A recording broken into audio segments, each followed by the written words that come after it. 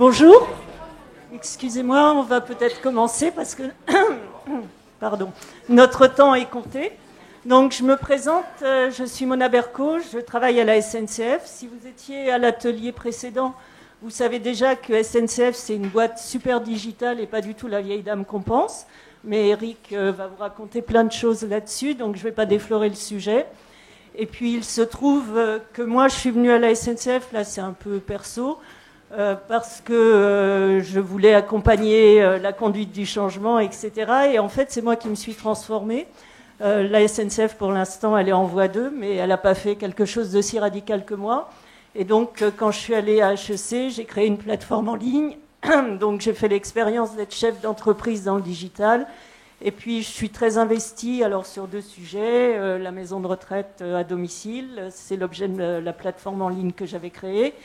Et puis une asso qui parle d'un sujet un peu tabou qui est l'emploi des retraités. Voilà, vous savez tous sur ma vie privée qui n'a rien à voir avec l'atelier d'aujourd'hui, mais pour situer un peu qui j'étais. Donc je vais vous présenter mes intervenants. Alors à ma gauche, Sandrine Asseraf. Sandrine, elle a été avocate chez Willkie Farr, elle a été à la direction juridique de la Banque Postale et de Capgemini, et depuis 2015, elle est secrétaire générale de Webhelp. Webhelp, c'est une licorne française qui est spécialisée dans l'externalisation de tout ce qui est relations clients dans les grandes entreprises, comme Bouygues, comme des entreprises du secteur des télécoms. Et donc, Sandrine, à ce titre, elle chapeaute à la fois la direction juridique et les RH. Donc, elle aura une vision vraiment complémentaire sur tous les aspects RH aussi qui impactent la transformation du rôle du juriste. À ma droite, donc, j'ai Isabelle Delagorce, qui est avocate M&A chez PwC. Elle est aussi entrepreneuse et fondatrice d'une plateforme, Bagala, qui aidait les créateurs d'entreprises et qu'elle a vendue, je crois, depuis. Elle participe au programme d'investissement dans la tech qui a été initié par PwC et elle nous fera part de ses nombreuses expériences. Ensuite, Eric Ravi. Lui, il a fait sa carrière au sein des groupes Bayard Presse, Fnac et Kering. Et depuis 2010, il est directeur juridique de Oui SNCF, qui était anciennement peut-être plus connu de tous, voyagesncf.com, qui est donc en fait le premier site de tourisme en ligne français depuis 20 ans, devant tout le monde, Booking, Expedia, etc., je l'ai dit. Donc il est à la pointe du digital à la SNCF depuis 20 ans. Voilà. Alors peut-être Eric, ah non, pardon Marc, vous étiez caché derrière. Oh là là, je suis nulle. En plus, je ne sais même pas si je dis Marc Mossé ou Mossé. Bon, bah d'accord. Donc vous avez une carrière, enfin tout le monde vous connaît de toute façon, avocat, collaborateur parlementaire de Robert Badinter, directeur juridique de Microsoft France et Europe. Vous êtes depuis janvier dernier président de la FJE, et vous êtes aussi professeur à Sciences Po en master de droit de l'innovation. Moi, c'est ce que j'ai vu sur Google, hein, mais bon, voilà, c'est votre empreinte numérique, il faut la gérer, hein, voilà. Je vais partir plus heureux. Bon, alors, excusez-moi, je reviens, Eric. Peut-être pour démarrer, je vais faire simplement quelques mots sur le sujet. C'est vrai qu'aujourd'hui, des outils, il y en a beaucoup. On dénombre, je crois, un peu plus de 160 Legal Tech aujourd'hui sur le marché. Donc, quand on veut commencer à digitaliser, numériser sa direction juridique, on peut être confronté à un problème de choix. Il faut savoir que maintenant, il y a des outils de choix qui vous aident à gérer tout ça, qui commencent à émerger. Il y a des annuaires, il y a des chatbots. Et puis Olivier le sait puisqu'il fait partie du board de la Legal Tech et qui a nombre de personnes très connues dans le milieu de la Legal Tech qu'ils sont. On a même une marketplace qui est née il y a à peu près un mois qui regroupe des Legal Tech. Et à ce sujet-là, je pense que la FAB du cercle dont je fais partie reviendra vers vous parce qu'il y a des vraies questions de critères sur les Legal Tech que l'on doit utiliser, à savoir il faudrait que l'on trouve des critères communs de labellisation pour connaître leur maturité quand on s'adresse à elles, leur niveau de sécurité, leur conformité au RGPD, enfin toutes ces questions, pour que nous ayons effectivement un choix éclairé sur les Legal Tech que nous utilisons éventuellement. Alors, une fois cette question du choix qui est faite et les besoins en amont que l'on a identifiés pour aller à la pêche à tous ces outils, nous, l'atelier d'aujourd'hui, ce dont on va parler surtout, c'est la mise en œuvre, c'est de savoir comment on met en œuvre ces solutions. Donc, il y avait un consensus quand on en a parlé pour préparer cet atelier tous ensemble. Vraiment, tout le monde était d'accord pour dire que c'est l'humain qui est au centre de tous ces enjeux et que les outils ne sont qu'un moyen en réalité. Donc, ce qu'il faut voir, c'est que pour que ces outils fonctionnent, il s'agit pour tout un chacun de comprendre, c'est-à-dire que la formation, c'est vraiment quelque chose de clé, un enjeu clé dans ce contexte-là. Il faut pouvoir s'approprier les sujets et peut-être que ça peut même créer des initiatives de transformation personnelle. J'en suis l'heureux exemple. Il faut aussi mettre en place des bonnes pratiques, c'est ce que je vous disais. Je crois que là, ça n'a rien à voir. Hein. Vous regardez, mais ça n'a rien à voir avec ce que je raconte. Donc, oui, des bonnes pratiques, j'en parlais tout à l'heure avec les histoires de labels. Mais vraiment, ce qui est clé, c'est l'expérimentation, parce que la transformation, ça ne se décrète pas. Ça se fait pas à pas avec les parties prenantes. Et donc, c'est au travers d'expérimentations vraiment concrètes qu'on va pouvoir embarquer tout le monde. Alors, les parties prenantes, je crois qu'il y a vraiment un sujet de transformation des rôles de tout un chacun. Les directeurs juridiques qui ont été depuis déjà un certain temps des business partners et qui maintenant deviennent des acteurs du business à proprement parler. Et je pense que ça, c'est un bon coup de pouce pour tous ceux qui ne sont pas encore au COMEX suprême de leur entreprise. C'est un bon coup de pouce pour se dire qu'il n'y a pas de raison qu'on n'y accède pas, parce que effectivement, ça nous donne un rôle beaucoup plus stratégique. On doit faire du lean management sur tous les process de standardisation, de numérisation qu'on a des outils. On doit mettre en place des procédures de coûts évités. On en parlait tout à l'heure.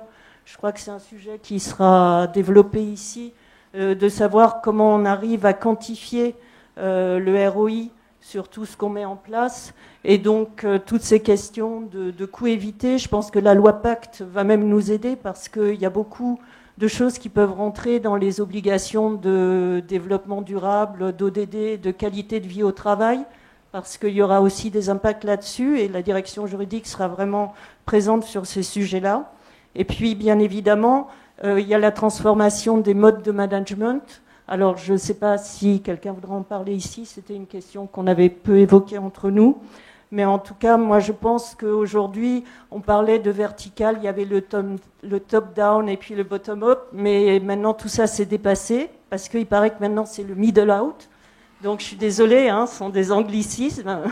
Mais alors, le middle-out, c'est vraiment la transversalité. En fait, ce que ça veut dire, c'est qu'on crée des communautés et qu'il faut essayer au maximum de travailler en transverse. Donc ça peut même sur des groupes qui ont des ADN très forts de verticalité, essayer de créer des dynamiques transverses, ça va dans ce sens-là. Alors bien évidemment, il faut respecter la culture de l'entreprise, hein. Il ne s'agit pas de faire la révolution chez vous, sinon ça risque de mal finir pour vous, je crois. Et puis, alors j'en parle en dernier, mais c'est le plus important, le juriste, celui qui est dans nos équipes, ces process de délivrance de services sont modifiés aussi. Et on a eu un peu la discussion sur le fait de savoir s'il fallait savoir coder ou pas. Ce sont des sujets qu'on évoquera aussi pendant cet atelier. Et savoir aussi comment ça crée de la valeur ajoutée sur le service qu'il produit, comment ça améliore éventuellement sa qualité de vie au travail, etc. Voilà un peu en introduction tous les sujets qu'on va évoquer avec vous. Donc Eric, si ça ne t'ennuie pas de commencer, j'aimerais bien que tu nous parles un peu de ton expérience concrète, de ce que tu as mis en place déjà depuis quelques années au sein de ton équipe. Bonjour à toutes et à tous. Merci Mona. Alors d'abord, en fait, ce que je voudrais dire, c'est que je voudrais juste partir des besoins. Parce qu'en fait, là, on parle outils et on a parlé un petit peu de besoins, mais je pense que pour parler d'Orex, c'est super important de définir les besoins. Donc je vais commencer juste 2 minutes par là, parce que quand on a défini au sein de la direction juridique de Oui SNCF la manière dont on voulait évoluer en termes de transformation et donc d'outils derrière, on a d'abord fait un check des besoins. Et d'abord, alors, on a effectivement procédé il y a quelques années à un audit global, avec des gens qui sont là d'ailleurs. Et puis après, on a fait en parallèle une étude de satisfaction interne auprès de l'intégralité des clients, entre guillemets, internes, pour voir ce qui allait, ce qui n'allait pas au sein de la direction juridique et avec une expression de besoin associée. Donc ça a été une phase 1, je dirais, pour établir et définir un certain nombre d'outils et de moyens de transformation avec différents streams liés à la transformation et pas que outils. Mais on en parlera à côté, mais là je me focalise un petit peu plus sur les outils. Ce qui a permis après de s'orienter vers les outils les plus adaptés. Et je pense que c'est important parce que ça a permis de définir à la fois les irritants et à la fois les besoins au niveau de la direction juridique pure et au niveau des opérationnels. Et en fait, c'est vrai que souvent, enfin moi en tout cas, on a plutôt tendance à être un petit peu auto-centré en se disant de quoi les juristes ont besoin pour mieux travailler entre nous, etc. Et c'est vrai que les opérationnels, ils ont eux aussi des besoins et il faut vraiment en tenir compte de plus en plus, surtout quand il y a de plus en plus d'outils dans les entreprises qui se développent. Donc en fait, on a fait ça et ça aboutit à voilà, les irritants ou les besoins. En particulier, on commence à refaire une phase 2 là, c'est-à-dire que on commence à refaire des entretiens, alors là sous forme d'entretien et pas d'enquête, avec des opérationnels pour clairement à partir de questionnaires leur dire voilà, on a besoin de ça, on a besoin de ça, on voit ça comment vous travaillez avec nous, est-ce que ça se passe bien, de quel outil vous auriez besoin, et en particulier ce qui ressort c'est beaucoup les plateformes de communication, les échanges de communication, les plateformes interactives d'outils, ça c'est vraiment quelque chose qui ressort beaucoup, le partage d'informations, les outils dédiés spécifiques pour la gestion de projet, et aussi ce qui ressort c'est la nécessité pour, je parle de nous, de gagner en réactivité et en particulier rapidité et immédiateté sur des tâches qui sont finalement, alors bien évidemment les gros projets, mais aussi sur des tâches à entre guillemets plus faible valeur ajoutée. Donc là-dessus on doit vraiment accélérer pour développer et trouver des outils pour que finalement le juridique se concentre sur les tâches à plus forte valeur, mais comment externaliser ou faire directement industrialiser les tâches à plus faible valeur ajoutée. Et d'où après les outils qu'on a mis en place. Voilà, donc les besoins c'est vraiment important et là on refait une session complète dans l'entreprise pour redévelopper ça super fortement pour après adapter au mieux. Ça c'est la première chose. La deuxième chose sur les outils eux-mêmes, en fait pour moi je le classe un peu en presque 3 catégories. Il y a d'abord les outils que j'appellerais un peu plus standards, qu'on a déjà mis en place et qu'on trouve dans pas mal d'entreprises qui sont des outils de type Contratech, alors dématérialisés ou pas, avec signature électronique ou pas, workflow, mais c'est des outils qu'on trouve dans pas mal d'entreprises, donc ça c'est plus des outils classiques, ou des outils corporate de droit de gestion des sociétés, ou gestion des actifs immatériels, des choses comme ça, ou du reporting, enfin voilà, ça c'est des outils qu'on a installés depuis un certain temps et qui sont assez classiques. Et en fait, la deuxième catégorie, ce sont des outils qui sont un peu plus soit innovants, soit plus adaptés par rapport aux évolutions et aux transformations de l'entreprise. Donc là, on a plusieurs choses. Il y a un chatbot qu'on a mis en place au sein de la direction juridique qu'on a construit nous-mêmes en pur interne, et ça, on l'a développé pour les opérationnels, donc à la fois pour gagner du temps par rapport aux tâches dont je parlais vis-à-vis des opérationnels et pour dégager du temps vis-à-vis des juristes. Donc là, on utilise l'intelligence artificielle, etc. Donc on a commencé à rentrer dedans. C'était en mode test, et là on va rentrer dans une phase 2 industrialisée et on va mutualiser cet outil avec d'autres directions, c'est-à-dire avec la DRH, direction financière, direction juridique, qui permettra à la fois de répondre à des questions et également de fournir de la documentation. Par exemple, alors nous on l'a fait sur des NDA, ça vous sort directement les documents, ou certains types de contrats très simples, mais on reste dans des tâches encore assez simples ou des réponses à des questions. Et donc le chatbot, on va vraiment le développer en phase 2. Et ça, on veut vraiment que ça permette de gagner du temps, et là dans toute l'entreprise. Sachant qu'on veut le faire aussi en anglais en phase 2, parce que comme on est dans 70 pays, il y a des équipes un peu partout dans le monde, donc on voudrait le développer aussi à l'international. Donc ça, c'est un outil un peu plus innovant, un peu différent, et c'est la deuxième catégorie. Et puis il y a également des outils sur lesquels on travaille autour du legal design, avec des kits internes qui sont à la fois alors à la fois dématérialisés d'informations aux équipes, mais qui sont des kits d'information pour tous les nouveaux arrivants, avec des problématiques juridiques et également du design pour que ce soit très simple en lecture et pour que les gens qui arrivent finalement aient plein d'informations sur toutes les problématiques de l'entreprise. Mais on le fait aussi, entre guillemets, on le fait aussi en mode papier parce que finalement on se rend compte, et ça c'est un retour d'expérience, que finalement le mode papier est beaucoup lu, finalement, parce qu'il y a tellement d'accès au digital qu'il faut y revenir de temps en temps. Et enfin, les dernières choses, c'est sur tout ce qui est test and learn, POC, qu'on fait avec pas mal de legal tech. On commence à travailler, on fait des tests sur la robotisation de contrats, l'industrialisation de contrats. Ça, on travaille pas mal là-dessus. Et puis, on est en train d'implémenter aussi un outil transverse de data management. Puisqu'en fait, on est une boîte du digital, donc il y a beaucoup de data. Et en fait, là, c'est un outil qui va coupler à la fois le data management, donc toutes les équipes marketing, couplé aussi avec la gestion des données personnelles GDPR.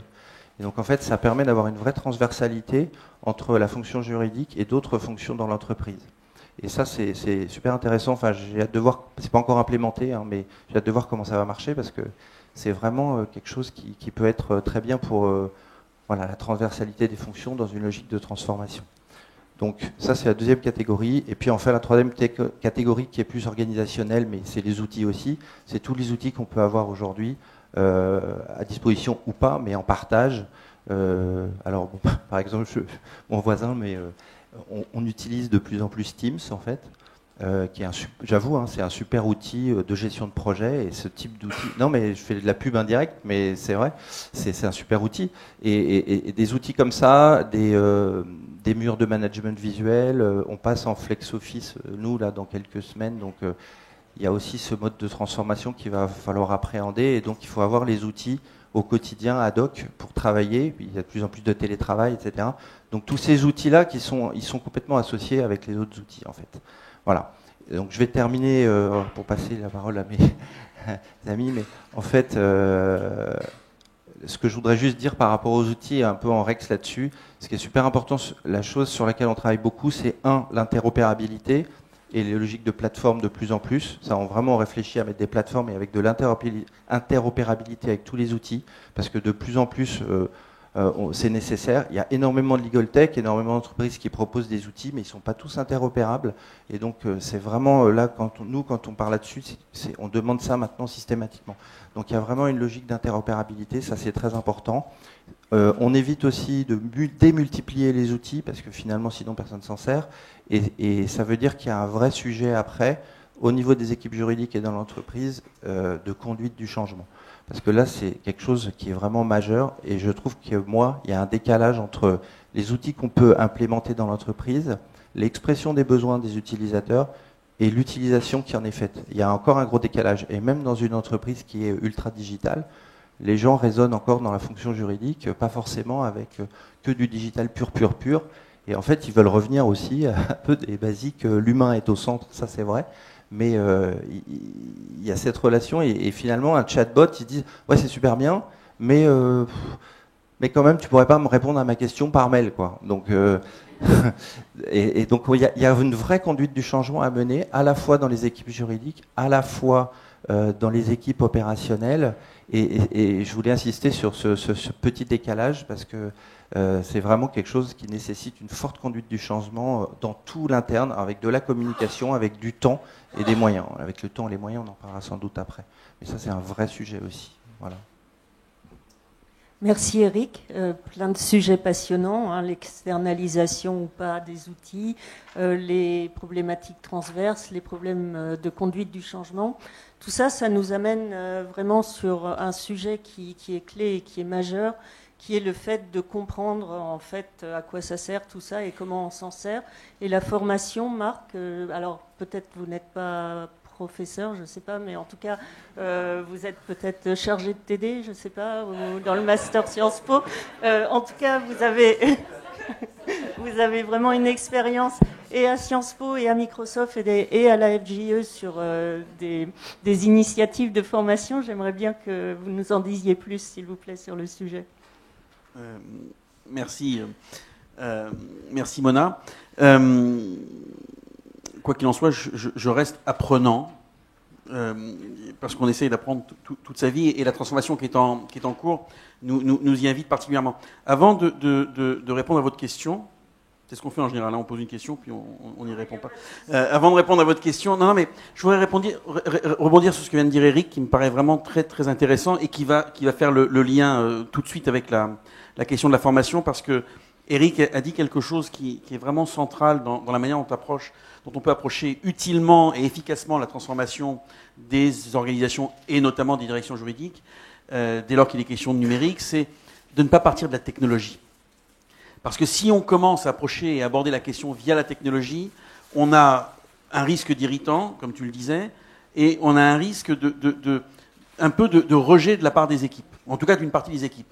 Et ce qui est important lorsqu'on aborde ces questions-là, c'est de partir de l'organisation et des usages que l'on veut en faire. Une technologie, c'est un outil. Ça n'est qu'un outil à notre disposition.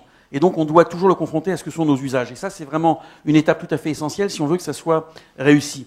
Et du coup, j'ai l'habitude de dire que quand on engage une procédure de transformation d'une direction juridique, mais comme de toute organisation via le numérique, il y a 3 dimensions qui sont affectées. Vous allez sans doute le retrouver par rapport à vos activités du quotidien. Il y a une dimension, un premier pilier, qui est le pilier que j'appellerais celui du business model. Et une direction juridique, un business model, inévitablement. Il y a une deuxième dimension, un deuxième pilier, qui est celui de la relation client, et donc de la relation au client interne, voire au prestataire lorsqu'il s'agit de l'avocat. Et puis une troisième dimension qui est l'organisation elle-même, comment va-t-elle travailler. Et si on veut aborder utilement ces questions, il faut s'interroger sur ces trois dimensions pour voir comment on peut avancer. Et ce qu'on voit à ce moment-là, c'est que sur ces 3 dimensions, il y a toujours une question de valeur ajoutée, c'est-à-dire comment on va identifier la valeur ajoutée de notre travail et comment ces outils vont nous aider à être plus en phase sur une valeur ajoutée qui va correspondre aux besoins de nos clients, qui sont souvent des clients internes. Et donc, je fais ce petit détour avant d'aborder la question de la formation, parce que si on veut être efficace, véritablement, ne posons pas la question en termes de technologie, mais en termes d'usage par rapport à l'impact sur l'organisation. Et ça, c'est vraiment essentiel. Du coup, lorsque vous parlez de formation, ça signifie qu'il ne s'agit pas de faire en sorte que chaque juriste devienne un développeur ou un ingénieur. Parce que il y a quelque temps de cela, et là je prends ma casquette à FJE, il y a 3-4 ans à peu près, il y a une espèce de thème qui courait dans tous les colloques. C'était un peu le colloque classique pendant une année, c'était « Est-ce que les robots vont remplacer les lawyers ?» Voilà, c'est la fin des lawyers et c'était l'avènement des robots. Bon, vous mettiez les robots à la place des lawyers, à la place des cuisiniers, à la place de... Oui, les robots remplaçaient tout le monde. Et donc il y a eu cette phase-là. Et une des réponses, oui, alors du coup, on va former, tous les lawyers vont devenir des ingénieurs, des développeurs, une espèce de passion qui s'est engagée sur ce terrain-là, et puis tout le monde est revenu au rationnel, qui est de dire que lorsqu'on parle de formation, il ne s'agit pas de faire en sorte que tout le monde devienne un développeur, certains. Et dans nos entreprises, il y a des juristes qui ont des doubles formations. Certains sont des ingénieurs. Certains auront des compétences. Mais il va surtout falloir apprendre à travailler avec la machine. Travailler avec l'outil. Et c'est ça l'essentiel de la formation. Ce qui veut dire plusieurs types de choses. La première, c'est une compréhension de la machine. Et si on parle de robots ou d'intelligence artificielle, tu parlais des chatbots qui sont une forme d'intelligence artificielle, c'est pas de faire en sorte qu'on rédige les algorithmes, mais de savoir comment ils fonctionnent. C'est-à-dire, quelle est leur logique. Pas l'algorithme lui-même, mais la logique. Et pour un juriste qui est finalement un logicien, d'une certaine manière, se dire quelle est la logique de la machine, ça aide à comprendre ce qu'elle vous propose, y compris dans les smart contracts, y compris dans la justice prédictive, et donc d'avoir cette compréhension de comment je vais travailler avec la machine. Ça, c'est la partie un peu hard skills. Puis il y a une autre dimension qui est tout à fait essentielle, qui rejoint la question de l'organisation, sont les soft skills. C'est-à-dire qu'une grande partie de l'impact de cette transformation va se faire par tout simplement une autre manière de savoir où je place ma valeur ajoutée en tant que juriste dans l'organisation. Et ça, cette partie-là de la formation, ça permet de véritablement aller chercher une autre manière de travailler plus efficace. Et quand je dis ça, en le schématisant nécessairement pour le temps qui nous est imparti, c'est que je veux aussi dégonfler un petit peu cette tentation qu'on a eue de faire de la transformation numérique quelque chose qui était tout à fait extraordinaire et que nous ne pourrions pas maîtriser. C'est quelque chose que nous pouvons maîtriser très largement, et l'exemple que tu viens de donner est un bon exemple. Et je terminerai sur une dernière chose à cet égard. Une partie de la formation, elle est sur la formation des outils dont on dispose déjà. C'est-à-dire que, bien sûr qu'il sera nécessaire, les uns et les autres, que nous incluions de nouveaux outils dans nos départements, dans nos entreprises, mais il y a déjà beaucoup d'outils qui existent, qu'on utilise, dont on n'utilise pas toutes les fonctionnalités. Et ça, tu l'as dit en gentiment citant Teams, mais c'est quelque chose de tout à fait frappant. On le voit dans l'interaction qu'on a avec un certain nombre de clients, internes parfois, externes aussi, même des prestataires avocats. Ils ont des outils et ils ne savent pas que ces outils leur permettent de faire des choses très simples. Ils lisent des articles, disant oui, il faudrait faire l'intelligence artificielle, et parfois, il y a à disposition dans leur machine des outils dont ils ne savent pas qu'ils peuvent utiliser certaines fonctionnalités. Et donc la formation, c'est parfois tout simplement une formation sur l'outil qui est déjà existant avant de passer à des choses très spectaculaires. Et ça désolé d'être un peu trivial quand je donne ces réponses-là, mais j'ai tendance à penser qu'il y a dans la conduite du changement un besoin d'aller sur les fondamentaux. Moi qui suis un amateur de rugby, avant de faire des grandes envolées, il faut être bon sur les fondamentaux. Parce que si on n'est pas bon sur les fondamentaux, personne n'aura la balle à l'aile et personne ne viendra marquer l'essai. Et il faut être bon sur les fondamentaux. Et la transformation numérique, ça passe aussi par ça, des choses assez simples qui doivent engager tout le monde dans le département, tout le monde dans l'entreprise, à partir de l'expression des besoins. Et quand vous allez sur la formation, votre formation, elle doit être en lien avec l'expression de ces besoins et les nécessités de transformation de l'organisation.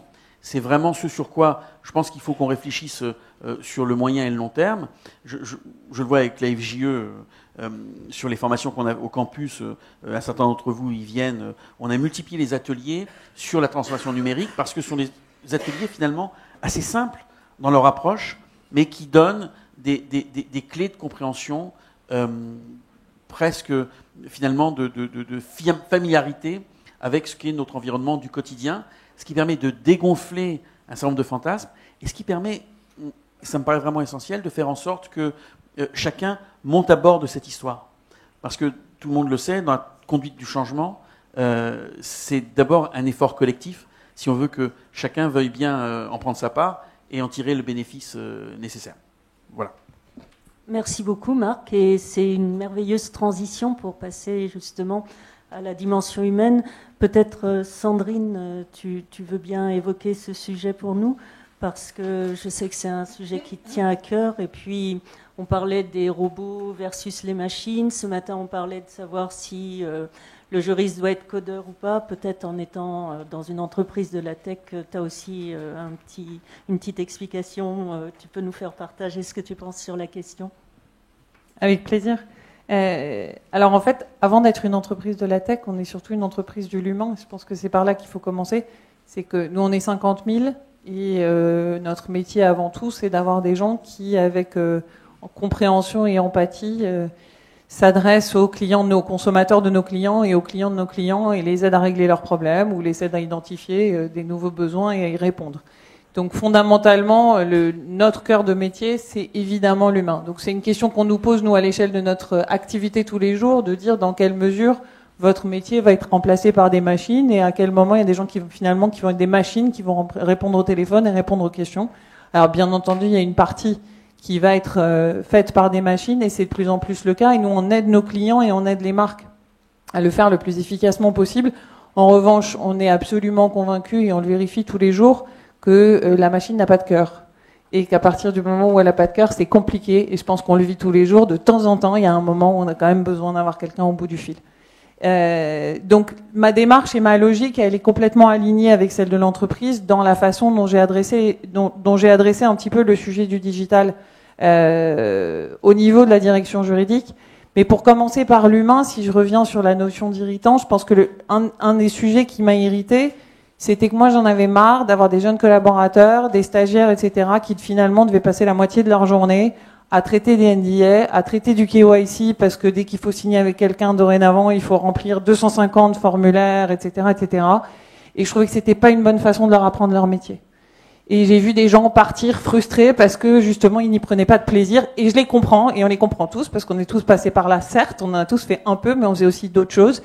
Et que la quantité de demandes qu'on a aujourd'hui sur ces sujets-là est telle qu'on se dit, en fait, on peut pas, moi je ne vois pas d'intérêt d'avoir dans mon équipe un certain nombre de gens qui ne font que ça. Et matériellement, en fait, on arrivait à cette conclusion-là. Donc nous, on a adressé, je prends juste le sujet du KYC parce que c'est un exemple, mais c'est, pardon, Know Your Customer, pardon. Donc c'est la vérification de l'identité, et avec ça, l'UBO, qui est l'Ultimate Beneficiary Owner, donc qui est le propriétaire final de la société. Je pense que dans nos interlocuteurs, tout le monde se tape du KYC, donc malheureusement, vous avez raison. Mais simplement pour finir sur ce sujet-là, le principe, c'est donc plutôt que d'avoir des collaborateurs qui vont passer les journées à répondre ou à demander des cabis, des photocopies de pièces d'identité, à pas vraiment savoir quoi en faire, parce qu'en fait, un coup sur deux, de toute façon, on se dit une fois qu'on a tout ça, on a fait un check et puis on sait pas très bien quelle conclusion on doit en tirer, donc il faut faire une policy qui va dire ce qu'on doit appliquer, pas appliquer, de pas savoir comment on l'applique, etc. Et donc nous, on a essayé de raisonner, j'ai essayé de raisonner sur toute la chaîne, et ça va mener au deuxième aspect de l'humain, en fait. C'est que, alors il se trouve que nous, on a acheté une filiale qui fait que du KYC. Je suis pas là pour faire de la pub, hein, c'est pas du tout mon propos. Mais ce que je veux dire, c'est qu'à un moment, on a dit finalement, c'est beaucoup plus logique de se dire, on va tout centraliser, plutôt que d'avoir effectivement chaque département et chaque activité qui va le traiter. Et donc cette filiale, qui est une filiale qui sert de l'externe, on l'utilise aussi pour nos besoins internes. Et elle est l'illustration de cet humain, puisque c'est une plateforme, et qu'autour de ça, on a toute une série de conseillers qui accompagnent pour dire, si la pièce d'identité n'est pas lisible, la personne va relire la pièce d'identité. Et le point, c'est que grâce à ça, moi, j'ai allégé le temps de mon équipe sur ces sujets-là, et qui peuvent se consacrer sur des sujets plus importants. Le deuxième sujet en transverse de ça, c'est que le deuxième irritant, je pense qu'il y a un certain nombre d'entre nous qui l'avons vécu, c'est d'aller dans un board, un CODIR ou un COMEX et devoir parler du GDPR pendant 2 heures, et que tout le monde se dit, bon, allez, il va falloir écouter l'histoire du GDPR, et là vraiment, ça nous casse tous les oreilles, mais on sait qu'il faut en passer par là. En revanche, si je sais aller en COMEX en disant, on a un sujet, c'est le GDPR, voilà les contraintes que le GDPR va nous imposer. Alors nous, on a fait du B2B2C, donc le sujet du GDPR, il est fondamental dans notre activité, parce que les données des consommateurs de nos clients, elles sont absolument fondamentales, et qu'évidemment, c'est un sujet de préoccupation majeur. Mais c'est pas la même chose d'expliquer, voilà comment je vais traiter les données des consommateurs de mes clients, compte tenu des contraintes européennes, que d'expliquer, je vais aider mes clients à les traiter au mieux, compte tenu de tout ce que moi j'ai fait en interne pour comprendre ce que c'était que le GDPR et pour comprendre les contraintes.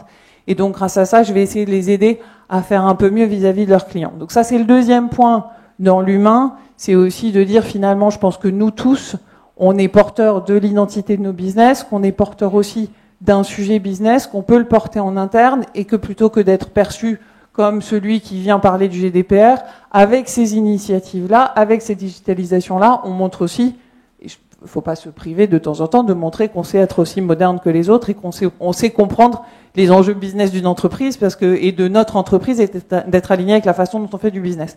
Donc voilà. Après, je crois que il y a un point sur l'humain moi, je suis très intimidée parce que vous avez fait beaucoup de choses. Nous, on n'est pas du tout aussi avancé que vous sur tous ces sujets-là. Et je pense nous, on est une société sur LBO, donc c'est plus difficile j'ai un peu de mal à recruter, on va dire, d'avoir les moyens. Et ce qui est sûr, c'est que c'est des sujets qui prennent du temps, et qu'on en avait parlé un peu ensemble. C'est des sujets qu'il faut mettre en mode projet. C'est très intimidant. C'est-à-dire qu'au départ, on regarde le truc en se disant, le nombre de trucs qu'il faut faire, de machines qu'il faut créer, le contract management, le KYC, la Contratech, les NDA automatisés, etc. Je vais jamais y arriver. Et en plus, il y a 200 autres plateformes dans la boîte. Chaque département a pris son initiative, etc., etc. Donc, si on regarde le truc comme ça, je pense, moi, en tout cas, je suis hyper intimidée. Je dis, bon, je vais pas y arriver. Donc après, je pense que je vous rejoins sur le fait qu'il faut dissocier les sujets. Il y a des sujets sur lesquels on peut se plugger sur des choses existantes. Si on veut faire du conflit d'intérêts, par exemple, il faut aller se plugger dans le Salesforce ou équivalent. Il y a plein d'autres super outils, bien sûr.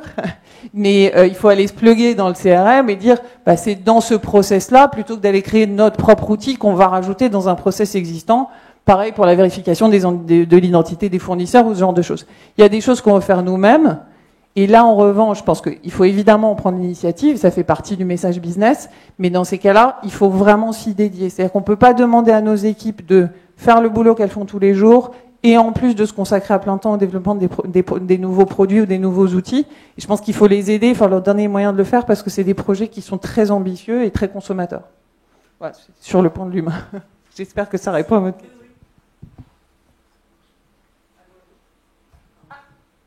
Oui, je ne sais pas, j'ai perdu mon micro, pardon. Oui, donc merci beaucoup pour cette expérience qui effectivement nous montre comment on peut optimiser en fait et rationaliser le travail des équipes et les faire monter en fait en valeur ajoutée sur la prestation et les motiver, ce qui est quand même le nerf de la guerre, et pour recruter et surtout pour les conserver à l'intérieur. Hein. Et là, j'aimerais, Isabelle, si tu veux bien parler de ça, parler aussi d'un autre sujet, puisqu'on parle des juristes dans les équipes et de ce qu'on peut rencontrer à travers toutes ces transformations, savoir si ça a vraiment des impacts personnels en termes de qualité de vie, en termes même de vie privée, etc. Toi qui as eu à la fois la casquette d'avocate et la casquette d'entrepreneuse, je ne sais toujours pas si on le dit ou pas, voilà. Est-ce que tu peux un peu nous parler de tous ces éléments, s'il te plaît ? Bien sûr, donc je suis très heureuse d'être parmi vous aujourd'hui. On a préparé en effet cette session. Je me suis dit, si je passe en 4e, c'est le plus dur. Donc cette fois-ci, c'est tombé sur moi. Je voudrais, juste avant de vous répondre, en fait, je voudrais ajouter, parce qu'il y a plein de choses ont été dites, et je pense qu'on est très alignés dans notre façon d'envisager la transformation ou de la faire au quotidien. Ce qui vous s'applique à vous, en fait, ça s'applique aussi aux avocats, et ça s'applique, en fait, moi, dans mon métier au quotidien, quand j'accompagne à l'achat ou à la vente des groupes qui achètent ou qui cèdent, on voit un petit peu où ils en sont en termes d'évolution, de digitalisation, de transformation, parce que quand on réalise, et ça va vous mettre à l'aise tout de suite, il y a des très très gros groupes sur des très grosses opérations qui nous disent nos documents sont dans des cartons. Les cartons, on ne sait pas trop où ils sont sous des tours à la Défense, ils sont parfois au milieu des melons de Cavaillon, ça nous est arrivé il n'y a pas longtemps, et on se retrouve à envoyer des équipes pour ouvrir des cartons, on ne sait même pas ce qu'il y a, on ne sait pas de quand ça date, et c'est souvent en fait, hein, c'est pas exceptionnel, ça arrive très souvent. Il nous arrive d'avoir des registres de mouvement de titres, des comptes d'actionnaires incomplets, ça a brûlé, ça a disparu, surtout sur les groupes qui existent depuis très longtemps. Donc c'est a priori, c'était destiné à vous mettre à l'aise. Donc il y a vraiment tous les stades dans le cadre de la transformation au sens large. On voit vraiment de tout et à tous les stades. Et quelle que soit la taille de la direction juridique, c'est pas parce que c'est gros que c'est très avancé. Il y a des très grosses directions juridiques qui n'ont pas fait grand-chose. On n'est plus au stade de la maturité parce que maintenant toutes les directions juridiques savent qu'il faut faire quelque chose. Les petites, les moyennes, les grandes, elles ont toutes, même les... J'étais assez surprise. Récemment, je parlais avec un directeur juridique qui me disait « Nous, on est 6. Et en fait, sur 6, on a un problème d'attractivité et on a un problème de rétention. » Donc c'est là où on parlait de l'homme tout à l'heure. Donc je vais compléter en fait avec ce que je vais dire juste avant de vous répondre, un petit peu tout ce qui a été dit. Mais l'humain, on l'a dit, il est essentiel, il est au cœur du réacteur. Et moi je dis toujours, la transfo, c'est pour les hommes, par les hommes. L'idée, c'est pas de les remplacer par des robots. On s'est fait très peur, en effet, pendant 2-3 ans. On va tous mourir. Bon, maintenant, c'est un peu l'intelligence artificielle. On dit on va tous disparaître. Je pense pas qu'on va tous disparaître. En revanche, on va travailler différemment et on va concentrer nos efforts sur des tâches qui sont peut-être un peu différentes. Et finalement, c'est pour le mieux. Et je pense que ces sujets de transformation, il vaut mieux les prendre à bras-le-corps. Et vous, en tant que directeur juridique, vous avez un rôle hyper important parce que c'est vous qui donnez cette énergie à vos équipes. Et cette énergie que vous allez montrer et ce côté positif que vous allez montrer, il est hyper important pour être suivi derrière. Sachant que dans une équipe, on l'a vu récemment, il suffit d'une personne sur 80, on les appelle les anti-sponsors chez nous, une personne sur 80 peut tirer le projet complètement en arrière et ça peut être très très compliqué ensuite de réembarquer tout le monde. Parce que 1 sur 80 qui boude, qui n'est pas content et qui dit que voilà, on va tous mourir, et quels que soient ses arguments, ça peut être très compliqué. Donc ces anti-sponsors, il faut les identifier et il faut les embarquer absolument avec vous, que vous fassiez cette transformation tout seul ou en étant accompagné. Donc l'homme au cœur, très clairement. Nous, les initiatives, on les fait aussi partir pas mal de la base. Alors votre nouveau concept, il n'est pas encore arrivé jusque chez nous, mais on essaye vraiment de faire monter les idées de la part de tout le monde. Alors chez nous, on est encore assez hiérarchisé, mais ça devient de plus en plus en râteau, parce qu'on a des générations qui n'ont plus envie de travailler en fait, dans des systèmes super hiérarchisés. En revanche, ils ont envie de discuter. Mais on est en France. Alors, je voulais le projeter, mais j'ai oublié le dessin. Je ne sais pas si vous connaissez, vous avez dû les voir circuler. Il y a des dessins qui ont circulé depuis quelques temps sur LinkedIn avec les Français qui disent on veut du changement, on veut du changement. Et puis quand on leur dit qui est prêt pour participer au changement, tout à coup, il n'y a plus personne. Et ça, on le voit un petit peu. Donc, je disais tout à l'heure, la maturité des directeurs juridiques, elle est là. L'envie des équipes de suivre, elle est partiellement là. Et ensuite, évidemment, il est important que vous ayez une bonne visibilité ou une bonne compréhension de là où en sont vos équipes, parce que ça va vous permettre de les embarquer. En fait, vous n'allez pas les embarquer tous de la même façon. Les idées, elles peuvent venir de tous les niveaux et nous, on les encourage vraiment. Et ce qui s'applique à vous, ça s'applique à nous aussi, parce que les métiers du droit au sens large sont des métiers qui changent énormément. L'outil en particulier, parce que c'est vraiment autour des outils que vous pouvez rencontrer, je voudrais juste dire en fait nous ce qu'on voit. Donc moi j'essaye de rencontrer des legal tech toutes les semaines parce que voilà, ça s'additionne, ça s'ajoute un peu à tout ce que je fais à côté, mais je trouve ça hyper important de les voir, de comprendre ce qu'elles font et de voir comment elles évoluent, parce qu'elles pivotent souvent, elles s'adaptent au marché, et plus la legal tech est souple et agile, plus elle va s'adapter aux tendances du marché et à vos besoins à vous. Donc n'hésitez pas quand vous les rencontrez, si vous les rencontrez, et ça vaut le coup de voir, de tester, d'avoir des POC, pas 50 parce qu'il ne faut pas se disperser, mais ça vaut le coup de leur demander, parce que souvent ils ont cette souplesse-là, de leur dire nous on a ça, vous avez ça, est-ce que vous êtes prêts à adapter votre outil, est-ce qu'on peut co-construire avec vous? Et la plupart de ceux qu'on rencontre d'ailleurs nous proposent à nous de co-construire des outils avec eux.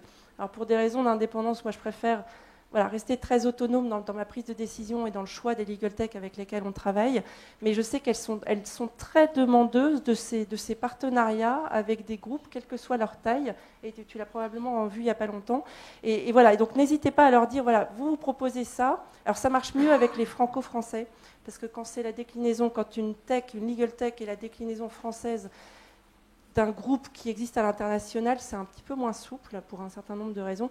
Mais pour les franco-français, n'hésitez pas, ils sont hyper preneurs et hyper demandeurs. Et c'est souvent comme ça que ça marche, en fait. Et j'ai envie de dire, si ils ont des partenariats ou de la co-construction avec 5-10 directions juridiques un peu costauds sur le marché, en fait, les outils seront encore plus performants. Donc, il faut juste l'avoir en tête. Sur les outils, il faut quand même, j'attire votre attention, parce que j'en profite pour partager ce point. Il y a un décalage, et ça n'a pas été abordé, il y a parfois, mais il faut être prudent, un décalage entre ce qui est présenté, ce qui est dit dans la presse, ce qui est montré pendant les salons, et ce que peut faire l'outil en vrai. Alors attention à l'intelligence artificielle, par exemple, on la voit partout, l'intelligence artificielle, et notamment dans les legal tech. On la met partout, et elle n'est pas partout, en fait. Et il n'y a pas longtemps, on a rencontré Villani, qui nous disait lui-même, alors si Villani le dit, j'ai envie de dire, c'est vrai. Et lui-même nous disait finalement, on ne sait plus très bien ce qu'on met dans l'intelligence artificielle parce qu'on raccroche tout à l'intelligence artificielle et ce n'est pas forcément le cas. Alors moi, je ne suis pas ingénieure, ce n'est pas mon métier, mais je me suis un peu plongée là-dedans pour comprendre. Et finalement, il y a beaucoup de choses qui sont présentées comme intelligence artificielle, ce n'est pas le cas. Donc, ce n'est pas magique. Attention quand on vous dit... Alors, n'hésitez pas à embarquer la DSI avec vous. Vous avez dans vos équipes, vous avez dans vos entreprises des gens qui connaissent parfaitement ces points-là. Et quand je vois qu'il y a des gens qui acquiescent, quand je suis en train de parler, je me dis que ça vous parle un peu quand même. Et n'hésitez pas à les embarquer pour plusieurs raisons. Il faut les embarquer parce qu'eux pourront vous dire, voilà, derrière, ça tient la route, ça ne tient pas la route. C'est de l'intelligence artificielle ou ça n'en est pas. Nous, on est capable de supporter ça dans nos systèmes, cloud, pas cloud, etc. Il faut vraiment les embarquer hyper tôt. Et embarquer aussi, j'en profite pour le dire, la cybersécurité très en amont. Parce que plus vous vous transformez, plus vous allez utiliser les outils digitaux, même si l'outil est un moyen, comme on l'a dit, d'arriver à un modèle cible. Et plus vous aurez de digital, plus vous allez manipuler des données dans tous les sens. Donc l'avantage des données dans les cartons, là, quand on entend ça, alors le risque, il est énorme. Un des rares avantages, c'est quelque part, la donnée ne circule pas. Et donc, voilà, vous n'avez pas trop de risques qu'on vous récupère votre donnée. En revanche, plus vous digitalisez, plus ça va circuler. Alors, ce qui est très bien, c'est que ça veut dire que vous allez commencer à constituer ce qu'on appelle, chez nous, les data lakes. Donc, c'est-à-dire c'est des lacs de data, de données. Et ça, sont des sujets sur lesquels vous pouvez commencer à travailler. Là, on est très en amont de ce qui va se faire dans quelques années. Mais donc, on est vraiment dans l'anticipation.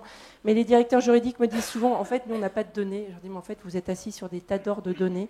Et les tas d'or de données que vous avez, vous allez pouvoir les utiliser intelligemment si c'est numérisé. Et pas que numérisé, ça ne suffit pas. Mais si c'est classer, trier, voilà. Donc vous pouvez déjà commencer, alors c'est peut-être pas l'urgence chez vous, mais faut le garder en tête parce que dans les années qui viennent, déjà maintenant la data vaut de l'or, dans les années qui viennent elle vaudra encore plus de l'or, et donc vous pouvez déjà anticiper ça, mais mettez vraiment dans la boucle la cybersécurité parce qu'on sait très bien que les attaques cyber peuvent être assez catastrophiques, notamment sur la valeur des entreprises, donc il faut vraiment l'avoir en tête, en plus des outils au quotidien dont vous pouvez avoir besoin maintenant.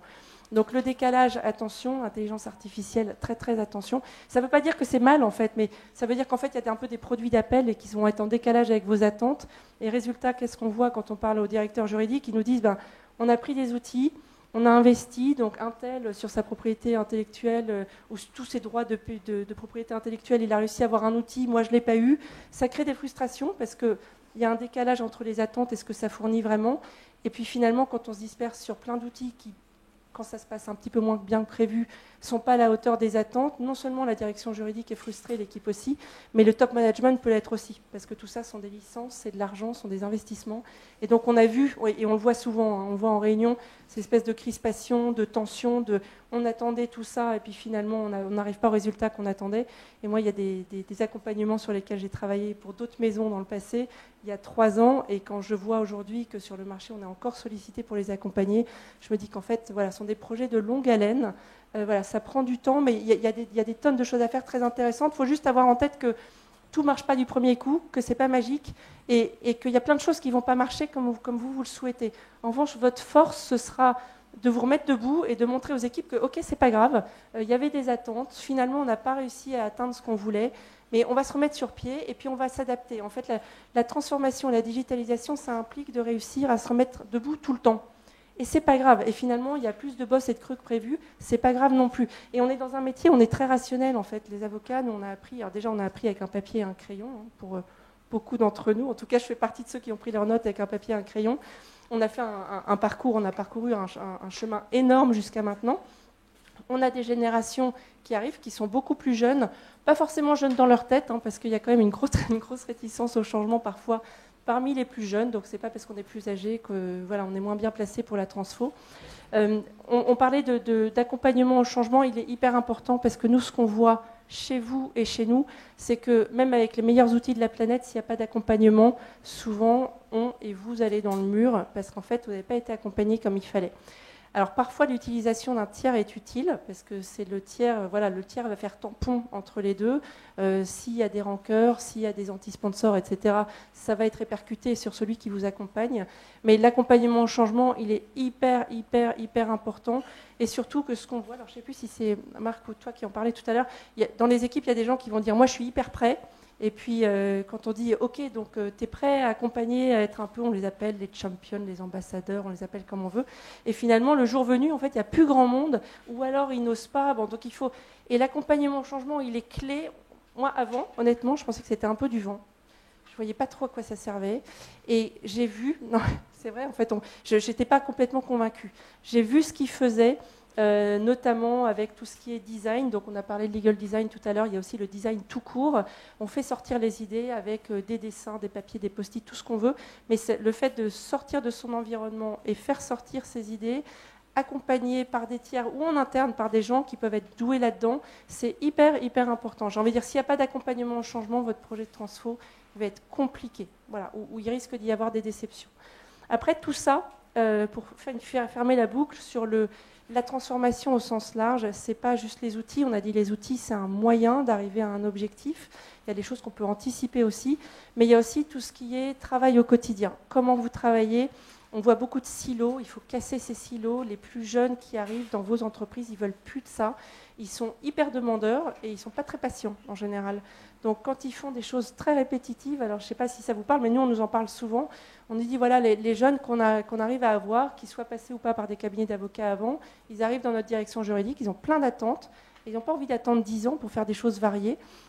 Ils commencent d'ailleurs en entretien maintenant à demander avec quels outils vous travaillez, donc ça veut dire que ça a vraiment son importance. Et ce n'est pas juste sur les outils, c'est la globalité de votre façon de travailler. Et là on parle de flex, on en parlait avec Eric tout à l'heure sur la façon de travailler. Moi, je serais ravie d'échanger là-dessus ou même de vous faire visiter nos locaux parce qu'on a testé beaucoup de choses dans nos locaux. On travaille en flex, ce qui, pour les avocats, est juste une aberration totale. Moi, quand je suis arrivée chez PwC, on m'a dit ton bureau c'est celui-là, mais en fait tu vas tourner tout le temps. J'ai dit mais comment ça je vais tourner? On m'a dit là il y a c'est pas des codes barres, je ne sais plus comment ça s'appelle, sur les murs, ils arrivent, et hop, voilà, les flashcodes, ils arrivent, ils utilisent le flashcode et en fait n'importe qui peut utiliser ton bureau quand tu n'es pas là. Alors, je me suis dit, j'ai fait tout ça pour être associée à avoir mon bureau et finalement, quand j'arrive, il est très fréquent, il faut que tu te prépares, il est très fréquent qu'il y ait des gens dans mon bureau et c'est pas grave en fait finalement s'ils ont envie d'être à l'écart, très bien et puis on trouve, finalement ça casse aussi un peu la hiérarchie donc c'est pas mal et ça fait du bien à tout le monde. On a un peu de tout, on a des bureaux en l'air, en bas, des trucs qui se lèvent, il y en a qui travaillent debout, je sais pas pourquoi mais bon visiblement ça leur plaît beaucoup et c'est assez marrant en fait et ils vont travailler et on recrute pas parce qu'on a un baby-foot et on ne garde pas les gens parce qu'on a un baby-foot, ça j'ai toujours dit, nous on a des belles tables de ping-pong dans notre parc, c'est magnifique avec le soleil qui arrive, c'est super. Les gens sont super pros, ils jouent au ping-pong à l'heure du déjeuner, leur baby-foot pareil, et après ils bossent, ils sont super professionnels, et on ne les garde pas avec ça. En revanche, on les garde parce qu'on va les écouter, parce que leur vie privée, elle est importante. Nous, on a accepté des trucs, moi j'ai accepté des trucs que plus personne n'accepterait aujourd'hui. Enfin, je veux dire, faire la version 25 d'un contrat à minuit, je pense que tout le monde s'en fout. Aujourd'hui, je dis, mais qui va m'aider à minuit sur ça? J'ai plus personne, je ne suis pas suivie. Et donc leur vie privée, elle est hyper importante. Et finalement, ils ont raison. On a chez nous un jour par semaine où ils peuvent travailler de chez eux. Et finalement, alors évidemment, hors closing, hors restitution avec des clients, etc. Mais ils font ça très intelligemment. Et il y a un jour par semaine qu'ils utilisent quasiment tous, où ils travaillent à distance. Et ça marche super bien. C'est-à-dire qu'ils sont connectés plus tôt. Quelque part, ils travaillent même plus que quand ils sont là. Ils vont faire moins de pauses. Et comme ils sont hyper professionnels, ils vont vouloir être disponibles tout le temps et joignables toute la journée. Donc, ils ne sont pas là physiquement, mais en fait, on voit qu'ils sont connectés non-stop du matin 8h30 jusqu'au soir. Avec, ils doivent recevoir leur frigidaire, ou j'en passe et des meilleurs, aller voir un médecin, un enfant malade, on ne sait pas. Bon. Et que ce soit les hommes ou les femmes, parce que ce n'est pas que les femmes, les hommes ou les femmes, en fait, sont très sensibles à ça. Et cette flexibilité dans l'aménagement des bureaux, et du coup on se rend aussi vachement plus accessible parce que tout est transparent, il y a des vitres partout. On est accessible, on est disponible, ils savent qu'on est là.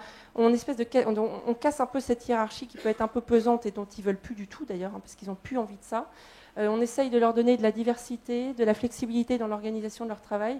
Des locaux qui sont aménagés d'une façon aussi qui est assez particulière, mais qui permettent de travailler très différemment. Et moi, à la rigueur, du moment que le travail est fait, peu importe qui travaille à côté du baby-foot, je m'en fous, c'est pas ça qui est important. Moi, ce que je veux, c'est que nos clients soient contents et que les gens soient contents de venir chez nous travailler le matin. Et j'ai l'impression, d'après ce qu'ils nous disent, qu'ils sont contents de le faire. Donc, alors j'en profite, s'il y en a qui sont intéressés de voir, parce que quand on voit, c'est vraiment différent. Et j'ai pas d'étagère dans mon bureau. Je suis avocat, je travaille en M&A, je n'ai pas d'étagère. On est en paperless, alors ça ne veut pas dire qu'on ne peut pas imprimer, mais je n'ai pas d'étagère pour stocker le papier. Donc finalement, nos habitudes de travail changent vachement, alors que chez les juristes, c'est pareil, on travaille beaucoup avec le papier. Mais tout ça, le fait de travailler différemment fait que, moi j'ai mon ordinateur là en bas, finalement j'ai tout dedans. Et on apprend à travailler complètement différemment. Et c'est possible, dans un métier où on vit quand même beaucoup avec le papier, finalement c'est tout à fait possible de le faire.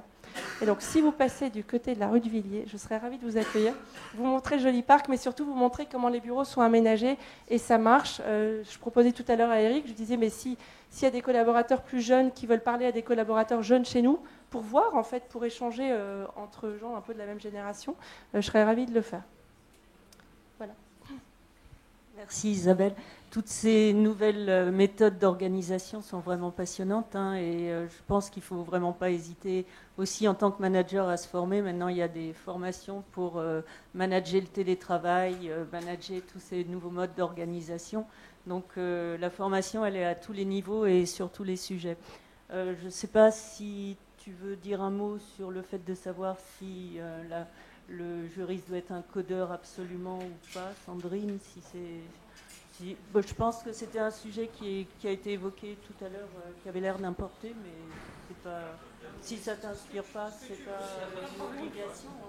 Ce ne sera qu'une opinion, mais je suis ravie de la partager. Je pense qu'on l'a tous un peu vécu quand on a essayé de mettre en place des outils. moi, premièrement, j'ai constaté que j'étais pas une technicienne. Hein. Ça, j'avais assez peu de doutes. Hein, je vous cache pas au départ quand j'ai commencé à dialoguer avec eux, mais là maintenant, j'en suis bien certaine. C'est vraiment pas mon métier, et j'ai assez peu de chances de le devenir dans l'avenir. En revanche, ce que j'ai constaté aussi, parce que quand on reçoit une V1 d'un projet sur lequel on a passé un certain temps à expliquer ce qu'on voulait, là où on voulait les menus déroulants, là où on voulait les onglets pour passer d'un espace à l'autre et permettre, et je pense pour revenir à un sujet qui a été évoqué, il y a un aspect absolument fondamental qui est la collaboration. Et la collaboration, je la vois au sens large pour ces outils-là, c'est pas juste des outils de collaboration interne. Un des problèmes qu'on rencontre avec ces outils-là, c'est quand on veut commencer à collaborer avec l'externe. Et alors là, nous on a passé des heures sur certains outils à pouvoir donner accès à des externes. Et pour moi, la logique, c'est que je voudrais que tous nos interlocuteurs puissent être présents si on organise une plateforme, ce qu'on est en train de faire aujourd'hui avec une société de logiciels qui développe ça pour nous. Mon objet, c'est d'avoir un outil de collaboration avec tous nos interlocuteurs externes, qui sont tous nos conseils, et de façon à ce que justement on arrête de s'envoyer des emails, dans chacun envoie une version. Je mets de côté même les sujets de GDPR où on en a des tonnes de fichiers avec des tonnes de noms, donc j'ai aucune envie que tout ça circule par email. Donc j'aimerais bien qu'il y ait un endroit unique dans lequel ils vont pouvoir tous aller chercher, faire du versioning dedans, etc. Et sur cette partie-là, c'est vrai que l'outil soit aussi facile à utiliser pour des gens de l'externe que de l'interne, ça a été un vrai challenge pour nous. Et donc le point, c'est que ce dont je me suis rendu compte, c'est que il fallait impérativement parler la langue des gens avec lesquels on travaillait, qui sont des spécialistes de la technique et du développement. Et le point, c'est que pour pouvoir être compris par rapport à nos besoins. Alors parfois, on a la chance, notamment dans les legal tech que tu évoquais, Mona, d'avoir des gens qui ont eu parfois les deux parcours, donc qui comprennent assez rapidement ou assez bien nos besoins, puisqu'on va dire, ils font la jonction entre les deux langages. D'autre part, et là c'est vraiment à nous de faire la démarche et de faire l'effort, parce que je pense qu'on a tous vécu l'arrivée d'une version 1 ou même d'une bêta qui finalement ressemblait pas du tout à ce qu'on pensait avoir décrit, parce que juste on s'est pas compris entre l'expression d'un besoin juridique et la compréhension du besoin par un spécialiste de solution.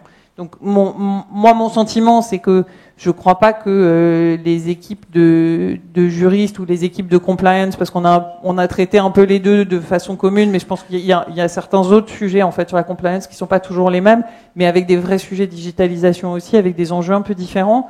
Mais je pense que nos équipes sont pas destinées à devenir des développeurs. Moi, j'ai pas prévu de tous les former sur du développement informatique. En revanche, ce qui est absolument impératif, c'est qu'il faut qu'ils sachent s'exprimer. Bon, de façon claire, ça fait partie de leur job de toute façon, pas spécialement sur les sujets de tech, mais qu'ils sachent s'exprimer pour être compris et comprendre eux-mêmes quels sont les impératifs de la tech pour pouvoir anticiper quand ils travaillent sur la mise en place de solutions avec moi, et même ça s'applique à moi pour commencer bien entendu, pouvoir exprimer parfaitement leurs besoins pour qu'on perde pas trop de temps dans une solution qui ressemble à ce qu'on recherche, on va dire. Merci.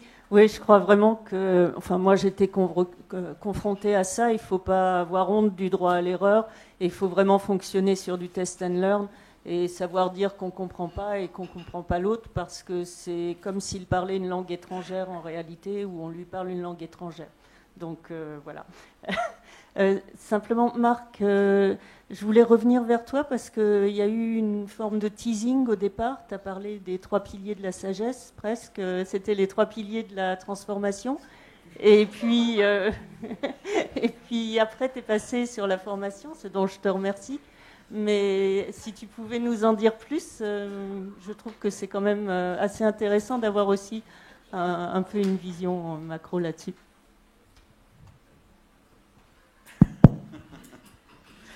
Il y en a qui sont au premier rang, qui sont quand même perturbateurs. Hein. Je dois pas me rappeler de la préparation. Hein. Mais donc, tu veux que je revienne sur les piliers de la sagesse ou sur la formation? Non, alors, donc ça me permet de gagner 2 secondes pour essayer de rassembler mes idées. Donc, le point que je voulais faire sur les 3 piliers, mais en fait, ce sont des points qui viennent d'être largement abordés. La première chose qui me vient à l'esprit lorsqu'on parle de business model, puisque j'ai parlé du premier pilier comme celui du business model, alors ça fait un peu un peu étrange pour le juriste d'entreprise ou pour l'avocat, et pourtant c'est l'identification de là où il va apporter une valeur ajoutée. Et c'est la question qu'on a devant nous tous les jours.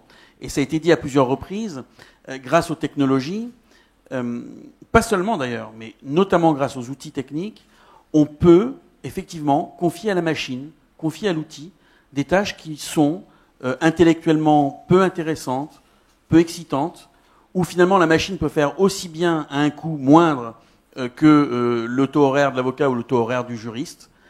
Et donc, de ce point de vue-là, on peut très utilement identifier une manière de rendre le service en focalisant l'intérêt des équipes, parfois d'ailleurs équipes qui peuvent être en tension du point de vue du nombre de ressources, en les focalisant sur là où ils ont une valeur ajoutée dans les tâches qu'ils peuvent accomplir. Et effectivement, je voyais sur l'un des slides précédents sur les M&A, les NDA consacrer le temps de juriste d'un certain niveau à rédiger des NDA alors que ça peut être fait de manière très simple et automatisée par une machine, oui, inévitablement, c'est mieux de le confier à la machine. Il y a toujours la manière de gérer l'exception, mais ce sont des choses qu'on peut faire. Et de cette façon-là, on peut présenter en interne, d'ailleurs, y compris lorsqu'on vient négocier les budgets dans les comités de direction, une direction juridique qui offre une surface de coûts et de bénéfices différente. Parce que cette identification de la valeur ajoutée et la façon dont les outils vont pouvoir mettre en valeur certaines tâches réalisées par les juristes eux-mêmes, les humains, comme on le disait tout à l'heure, c'est une manière de valoriser l'apport de la direction juridique dans les activités de l'entreprise. Ça, c'est une première chose. Oui ? Je t'interromps sur ce sujet. Est-ce que tu as eu une expérience de la façon dont tu peux valoriser ça? Est-ce que tu as eu toi-même à le valoriser dans ton rapport annuel de ta direction juridique, etc. Les coûts évités, c'est toujours quelque chose qu'on fait un peu au doigt mouillé. Oui, toujours. Mais pas seulement. Une observation, puisque je vais le citer, sur les NDA, d'avoir totalement, et ça fait quelques années maintenant, automatisé cette tâche-là, ça a permis de montrer le gain de temps que nos juristes pouvaient passer sur, par exemple, les contrats complexes. Et donc, les équipes du côté business le comprennent, il y a une forme de réticence au départ. Ils disent non, mais je veux parler à un juriste, c'est pas la machine qui va me faire le NDA, parce que d'ailleurs, le NDA demandé par mon client est spécifique. Non, le modèle qu'on a dans la machine ne correspond pas, le client a une demande particulière. Ce qui est à peu près la norme. Hein. Bon, quand on est tous simultanément des deux côtés, vous voyez ce que je veux dire. Mais au bout d'un moment, on s'aperçoit que ça se gère assez bien.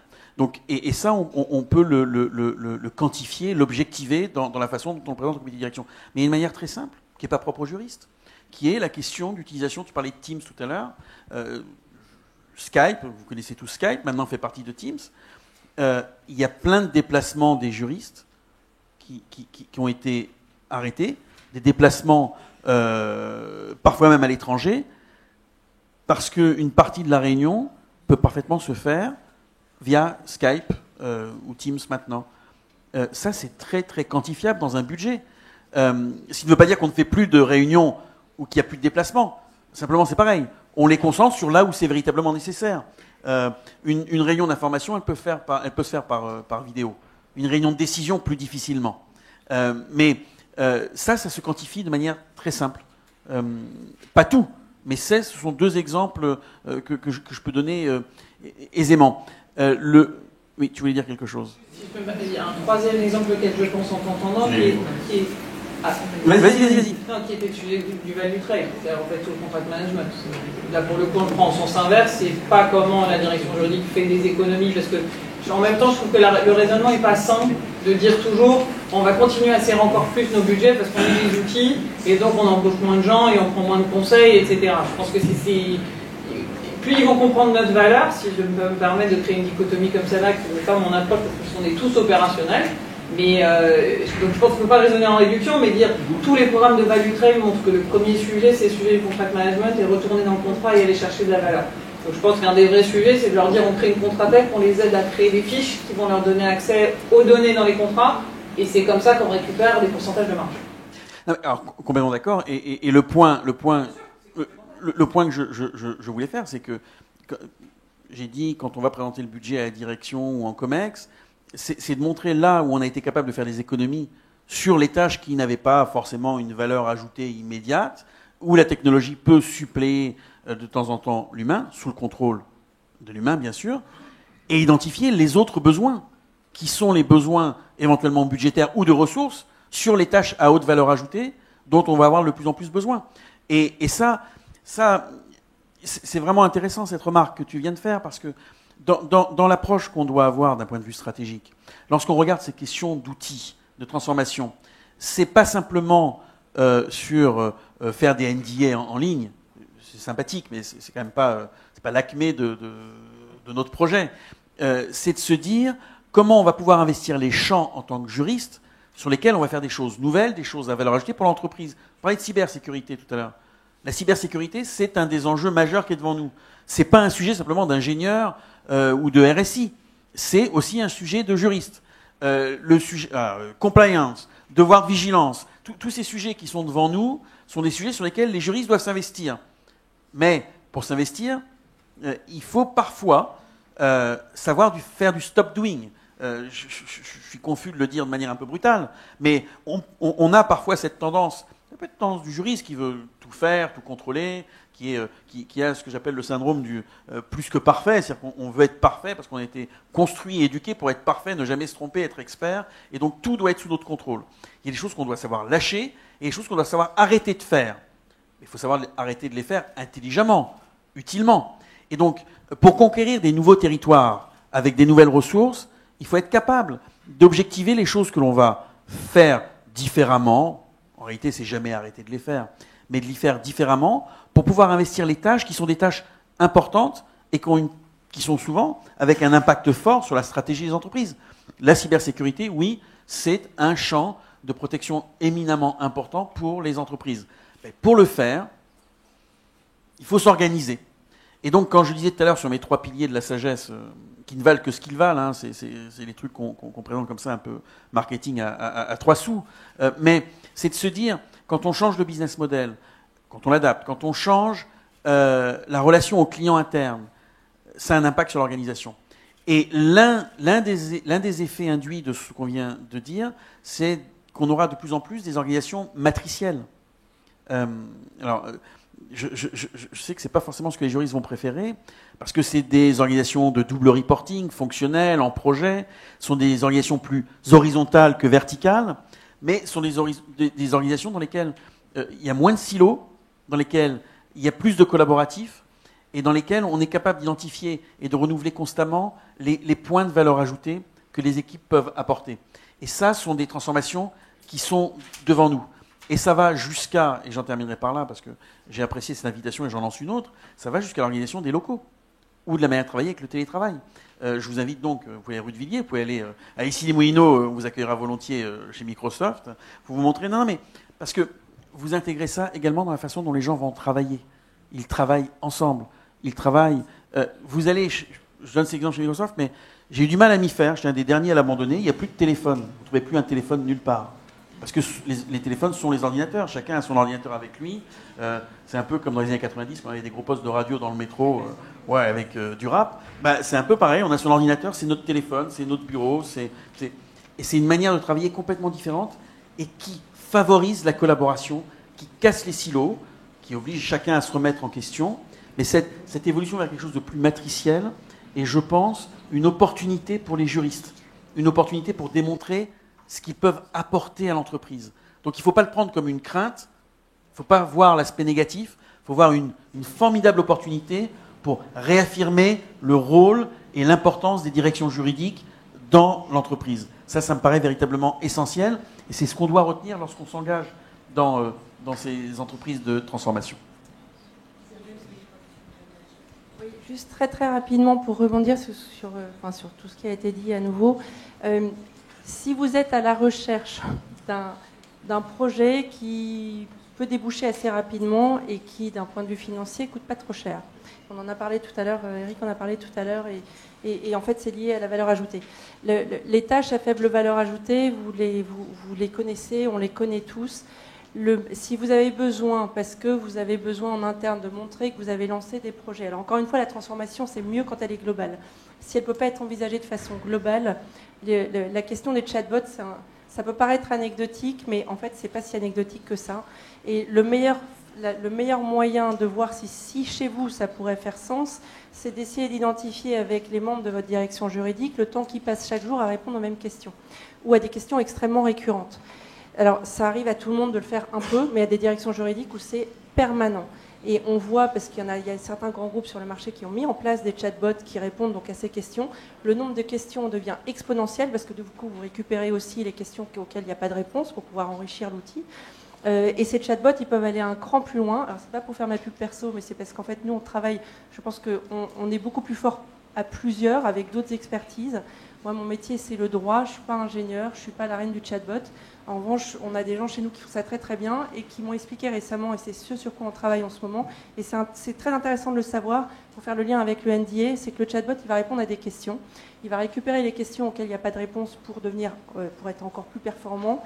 Alors, je ne sais pas si c'est une intelligence artificielle. En tous les cas, voilà, on développe et on rajoute des réponses et de plus en plus de réponses. On allège le quotidien des juristes qui répondent en permanence aux mêmes questions. Donc là, on peut estimer le temps gagné parce qu'en fait, le temps qui passe à répondre aux mêmes questions tous les jours, eh ben, ce travail-là, il va permettre d'identifier le temps qui va être gagné chaque jour. Donc ça, c'est quelque chose qui est hyper facilement mesurable sur une durée assez courte. L'outil, en attendant, devient plus intelligent. Et aujourd'hui, les chatbots sur lesquels nous on travaille, donc moi pour les aspects juridiques, sont des chatbots juridiques et fiscaux, mais qui peuvent être tout à fait RH aussi, en fait, parce que c'est hyper complémentaire. On l'a fait déjà pour les directions fiscales. Ce sont des chatbots qui vont aussi chercher des informations. Donc le chatbot qui ne fait pas que répondre, il va aller chercher des infos sur le web, il va aller chercher des infos sur votre GED, ou voilà, tout ce que vous avez mis en place pour faire la gestion électronique de vos documents. Donc il va aller chercher ces fameux NDA. Nous, on a rencontré il n'y a pas longtemps une directrice juridique qui disait « Je passe mon temps à communiquer les dernières versions, les acheteurs par des mauvaises versions, c'est le bazar, il faut rattraper les trucs derrière. » Et bien là, en fait, l'outil chatbot, aujourd'hui, il est capable d'aller chercher des versions.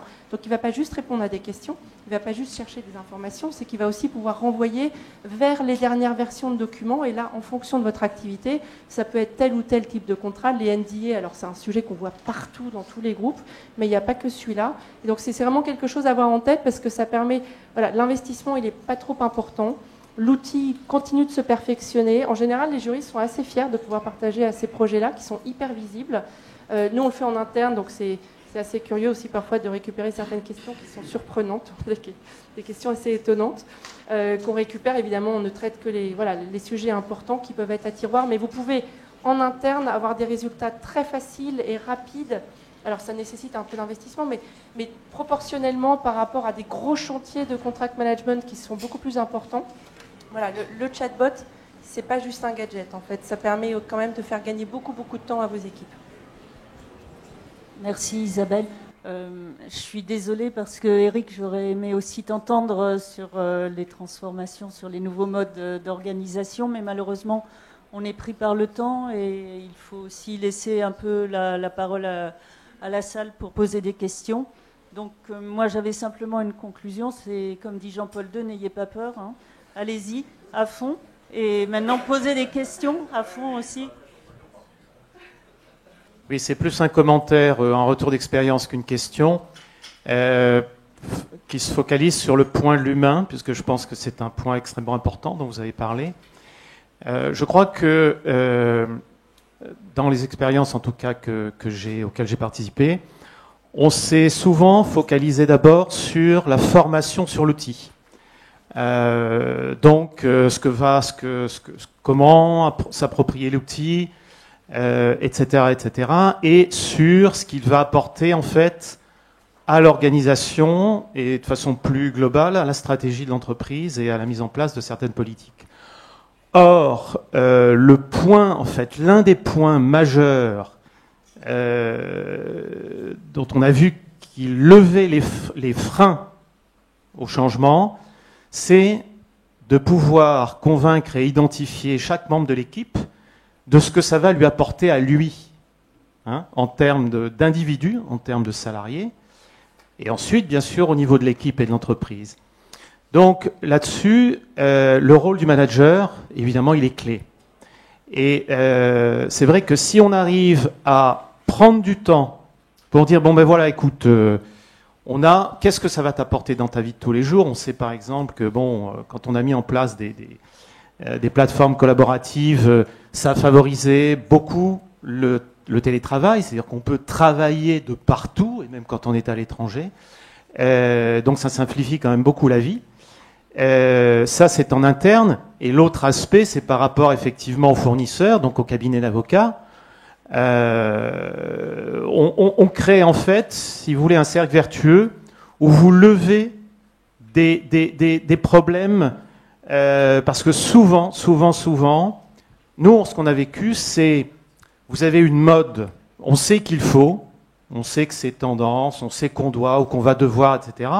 Mais beaucoup de personnes dans le projet ou dans l'équipe vont surévaluer en fait les craintes, les risques, etc. Et donc je crois que le chef d'équipe, le chef de projet, le manager en tout cas, le patron du juridique, il a ce rôle clé de dédramatiser et d'aller pour chacun des membres de son équipe identifier ce que ça va lui apporter à lui en termes d'individu. Ça c'est clé.